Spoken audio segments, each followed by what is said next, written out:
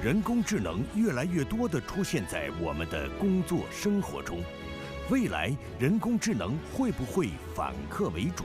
And I think everybody was shocked at the progress in the last several years. 科学研究应该如何在开放中进行协作？ In my own research, I just love to work with people. I'm just as happy if someone else solves a problem. 各国应如何对待基础科学？ China has decided to make this a priority, a long-run priority, and I think it's very impressive. 高端访谈专访图灵奖得主罗伯特·塔扬，敬请收看。关注国际焦点，洞察世界风云。大家好，欢迎来到本期的高端访谈，我是邹燕。今天我们来到了2025国际基础科学大会，即将对话参会嘉宾之一，图灵奖得主罗伯特·塔扬。塔扬教授是计算机科学领域的领军人物。 从大型数据库的管理到笔记本电脑、手机等众多智能设备的效率提升，他的研究成果可以说是汇集了计算机科学的方方面面。获得大会2025年度基础科学终身成就奖，塔扬教授有什么样的感受？他如何看待基础科学研究对于科技创新的推动作用？中国科技发展日新月异，他有期待在哪些领域与中国同行展开交流合作呢？ 今天我们一起在对话中寻找答案。7月13日，2025国际基础科学大会在北京开幕。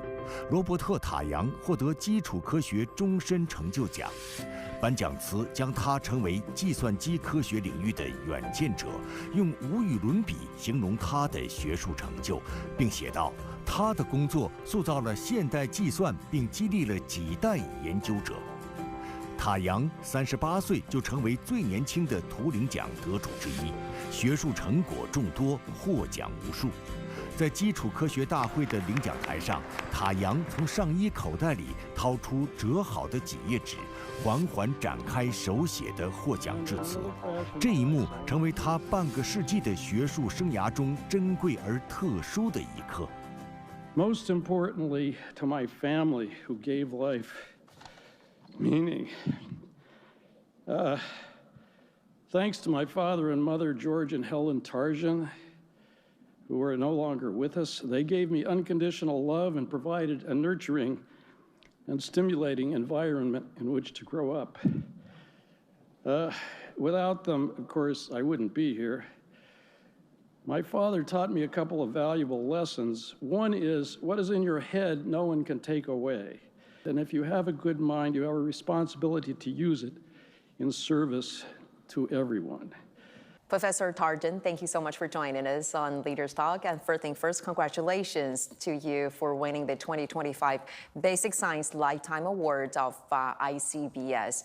And I saw you this morning at the award ceremony when you deliver a speech. You get a little bit emotional. So what does this recognition mean to you, and does it hold any special significance, especially for this China trip? It's well, it's an award for lifetime achievement, which is kind of different from an award for a specific accomplishment. So it gave me a chance to reflect on the long career I've had, and also to go back and think about the people who mentored me and supported me over the years, and to think about my parents who passed away not recently. So it was an emotional experience. And the set of awardees is so amazing. It's just kind of, it's a humbling experience to be in this group. You have Nobel Prize winners and Fields medalists, and it's the creme de la creme. It's quite amazing. Mm-hmm. You mentioned that winning an award was never the primary motivation of you, and you have described it as winning this award as a funny business. What do you mean by that?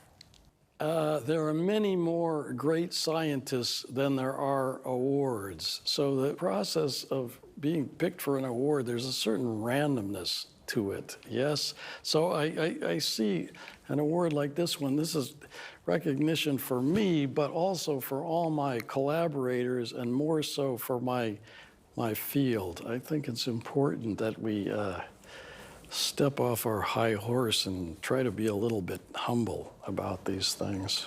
This year's meeting, brought together about 1,000 leading scientists from over 40 countries and regions. And they're going to talk about the same topic, which is advancing science for humanity. So here at the forum, what are some of the key messages do you plan to convey? I think it's a method of doing research, actually. The kinds of questions I get from students all the time are not specific about problems, but how do I approach the whole idea of doing research? It's important to ask the right questions. It's important to be open. It's important to collaborate. It's important to share knowledge. It's important to read skeptically. Always question what you think is true and verify for yourself. So I think it's more about specific ideas. It's more about sharing the approach to research and trying to build a community. I think that's what this meeting is all about. Not only within each field, but between fields. There's an opportunity for rich interactions between mathematicians and physicists and computer scientists. I think the possibilities are amazing. Scientific research is getting more and more interdisciplinary, and this meeting is a representative of that fact. That's also a representative of the scientific project between you and Professor John Hopcroft. Yes. And also, actually, you received the Turing Award jointly with Professor Hopcroft back in 1986 for the significant achievements in the design and analysis of algorithm and data structure. So, Professor, if you don't mind, could you please introduce to us and our viewers who might not be very familiar with this concept and how it is applied in real-world scenario? And we started talking about depth-first search, which is really just maze traversal. So you start at a point and you want to walk through a maze and keep track of your path so you can back up and eventually get back to your starting point. But this is a fundamental algorithmic technique which you can use to explore any kind of graph. So we started studying the theory of this and applying it to various graph problems. So imagine that you have an electric circuit that you want to embed into a circuit board. You can't have wires crossing because then things short out. So you need to make connections between certain points so that no two wires are crossing. This is the planarity testing problem. Runs very fast in practice and is simple enough that people can actually implement it. So for that and other applications of depth-first search and various other things, eventually we got the Turing Award. I've had the chance to talk to Professor Hopcroft about 2 years ago, and I remember there's one thing that's very clearly that which he shared with me is that he's spoken with many Nobel Prize laureates and Turing Awards winners, and he asked them about, is there like a specific strategy that attributed to their success? The answer is actually no. It's more about pursuing what they really enjoy. How do you think educators or schools or educational institutions can cultivate this culture for students, for young people to really explore, discover, and then pursue their true passion? I think schools have to give an opportunity to students to take some time and explore different subjects and worry less about grades than just curiosity-driven exploration. It's a challenge, you know. Very young kids are endlessly curious and exploring everything. Right. And somehow they get into the education system and they start getting evaluated, and then they get scared and they lose their creativity and their curiosity and so on. This is very destructive. I think we have to find ways to overcome this. I think it's very important to find your passion, but it also, to do anything great requires dedication. Solving mathematics is very harsh. It's either right or wrong. Yes, you either have a theorem or you don't have a theorem. The proof breaks. So you have to be willing to bang your head against the wall 99 times, nothing works. The 100th time, a miracle occurs. And you can't do that without just being in love with the subject and the material. It has to be internally driven, I think, rather than externally driven for whatever, for money or fame. I do it for the beauty of the subject. It's beautiful to me. That's why I love doing it. 热爱天文学，梦想成为第一个登上火星的人，读科幻小说，做杂志上的数学游戏，好奇心和探索欲谱写了罗伯特·塔扬青少年时期的主旋律，成为他踏上科学之路的原动力。高中时期，塔扬尝试用计算机证明风靡数学界的四色定理，这是一个看似简单却困扰数学家100年的问题。给任何地图填色，保证相邻国家颜色不同，需要几种颜色？答案是4种颜色。这一猜想自1852年提出以来，难倒了无数世界上最聪明的大脑。1976年，美国数学家肯尼斯·阿佩尔和沃尔夫冈·哈肯运用2台计算机，耗时50个日夜，穷举式地推演海量可能性，成功证明了4色定理。这让当时28岁的塔扬感到振奋。And I want to show you something. This might be, of course, very familiar to you. Four-color theorem. Yes. And also Martin Gardner is something that you loved when you were a kid, the column and everything. And this is something that you were trying to solve during high school. And there was this intensive debate about whether this proof qualifies as a human triumph. What's your take on that? That's the proof of the four-color theorem. So I'm a computer scientist. I believe that the fact that computers were used in the process of solving it is a beautiful thing. And I mean, to a mathematician, perhaps the ideas in the proof are kind of elementary, not deep in mathematical terms, but I see them as beautiful algorithmic techniques. So I was thrilled. Artificial intelligence wasn't your first option, Professor, because back then, many decades ago, you thought at that time that AI was too fuzzy and, in your own words, was not mathematical enough. So did you foresee the state of AI as what it is today back then? Absolutely not. I think it was quite a surprise to everyone. I mean, this idea of neural nets has been around for quite a long time, but it required scaling up. You know, Moore's law eventually created the possibility to have neural nets do these very significant computations. And I think everybody was shocked at the progress in the last several years. The possibility of essentially absorbing all the information on the internet and synthesizing that, its ability to synthesize information in the entire human knowledge base and bring it back to me in ways that I can understand it and use it. This couldn't have been possible even 10 years ago, but it is possible now, and we have no idea what it will bring in the future. What do you think could be the possible trend, the rising new trends in the near future? I'm not an expert in this area, so I'm a little bit reluctant to comment, but I do have kind of an opinion. There are sort of two sides, right? There are the people who think that in a few years we will get to the singularity where these systems are smarter than human beings and they become smarter and smarter, and then what happens to us? And then there are the people who think AI has always gone in cycles, and now we're at the top of a hype cycle, and it's much higher than any previous one, and these systems are going to be extremely important. But maybe this idea of them becoming super intelligent, these systems are becoming super intelligent, and I'm kind of more on that side. I think about the way children learn, right? They're endlessly curious and they're exploring things actively. And I don't think these systems yet have quite gotten to that point where they're exploring and curious and goal-oriented.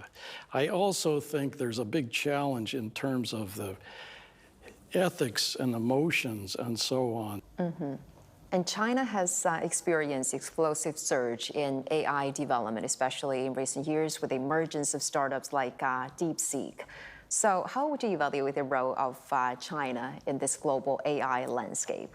I think not just in AI, but in basic science across the board, China has decided to make this a priority, a long-run priority, and I think it's very impressive.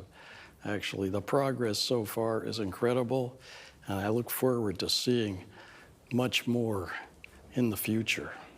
What do you believe are some of the most, or some of the competitive advantages of China in improving and propelling the development of AI? Consistent long-term support, a very strong education system in STEM subjects, plenty of eager young students who are interested in these things.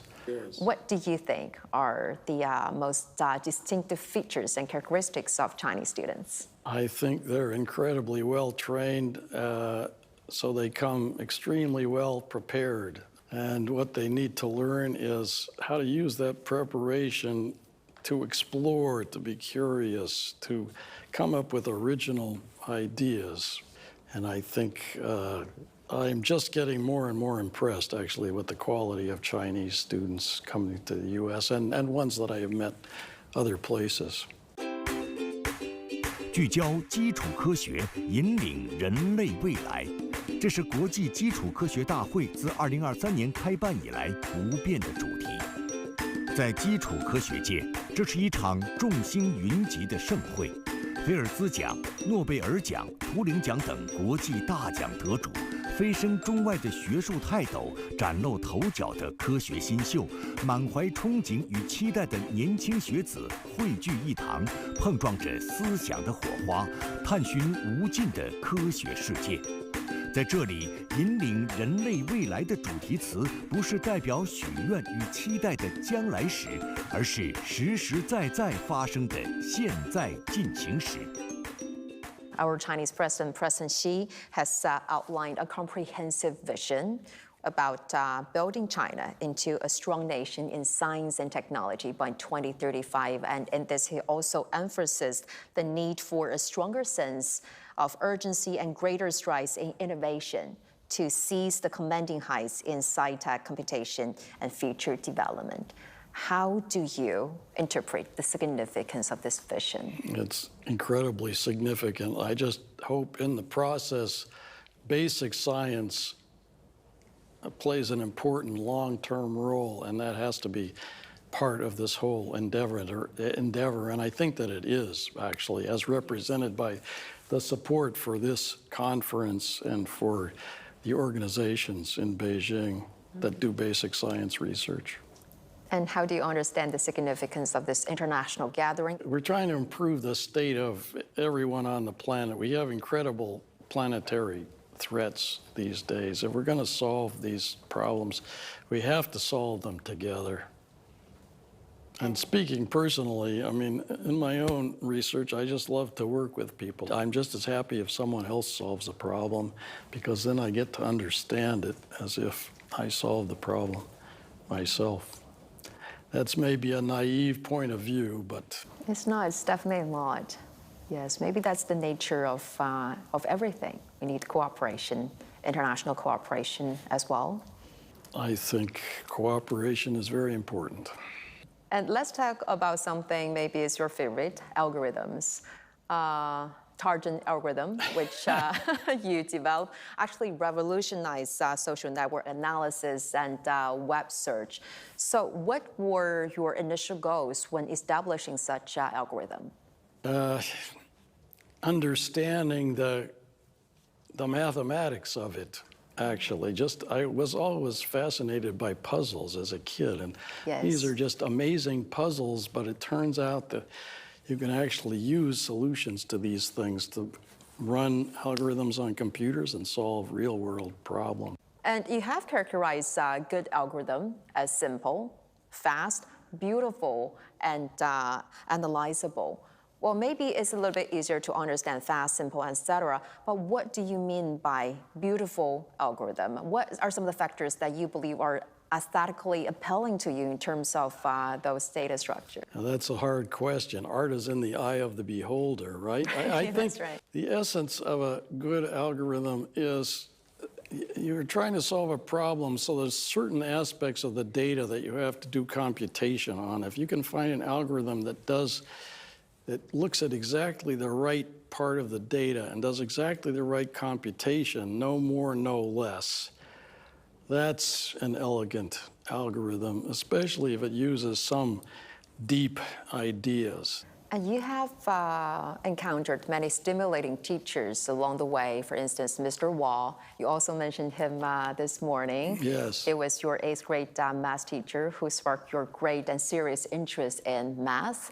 So, Professor Tarjan, transitioning from being influenced by those stimulating great teachers to now being one yourself, what are some of the lessons that you have drawn from experience and you're now trying to bring forward to your students? Maintain high standards, look on both sides of a problem, read skeptically. The best problems are the ones you discover for yourself. So elegance, use as few words as possible. Make things as simple as possible. Explore the design space. Don't settle for the first solution, but seek this idea, this hard to define idea of elegance, simple and deep. And beautiful. And I try to, yes, and beautiful. I mean, I try to, the best way to teach is to be a model. Now, you can't tell somebody a solution, but if you can demonstrate through action. So I try to demonstrate through what I do, the way I work, model a kind of behavior for my students. What kind of model or role model are you trying to setting up for your students? What kind of, values and philosophy do you think are valuable to young scientists? I think if you have a brain, you owe it to humanity to use it in constructive and useful ways to society. I think that's important. And I think collaboration also. Don't be selfish about your ideas. You will gain much more if you're open and sharing than if you try to hold back and do everything yourself. That's a beautiful thing about computer science.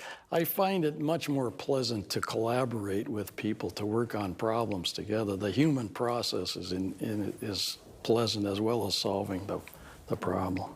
Which part of doing scientific research do you enjoy the most? And also because, as you said, this is a really tough journey. It's not only about true passion and love. There are many moments that you don't know whether there is an answer. There are many moments that really you want to give up, that you feel hopeless. At those defining moments, what kind of spirit that keeps you go on? I switched to another problem. See, there's a vast array of possible problems to work on.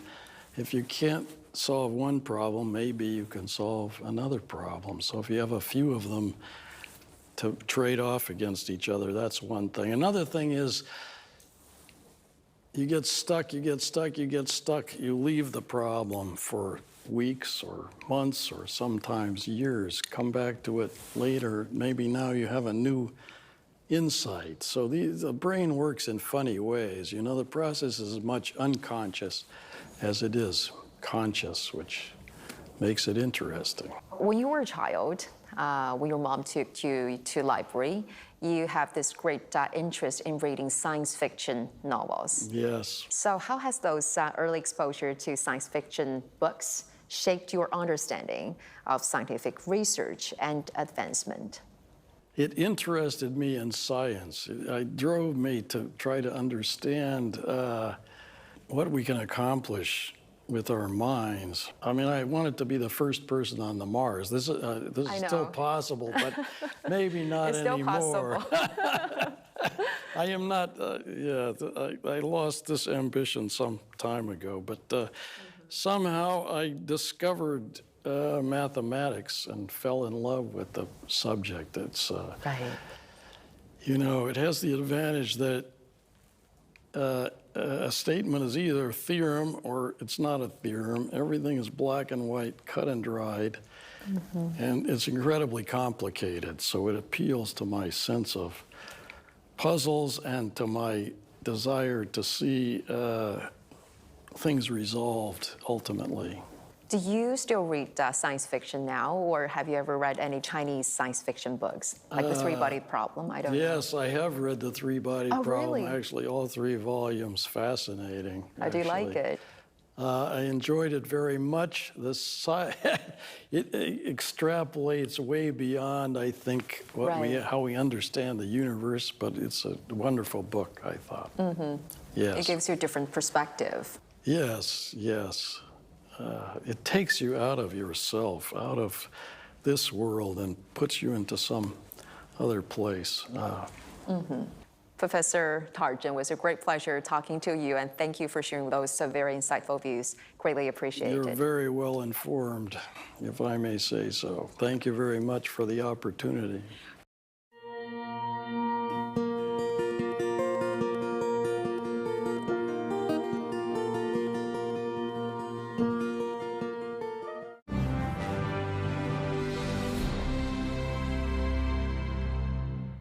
在专访当中，塔扬教授说，中国的科技强国战略和对基础科学的重视令他印象深刻。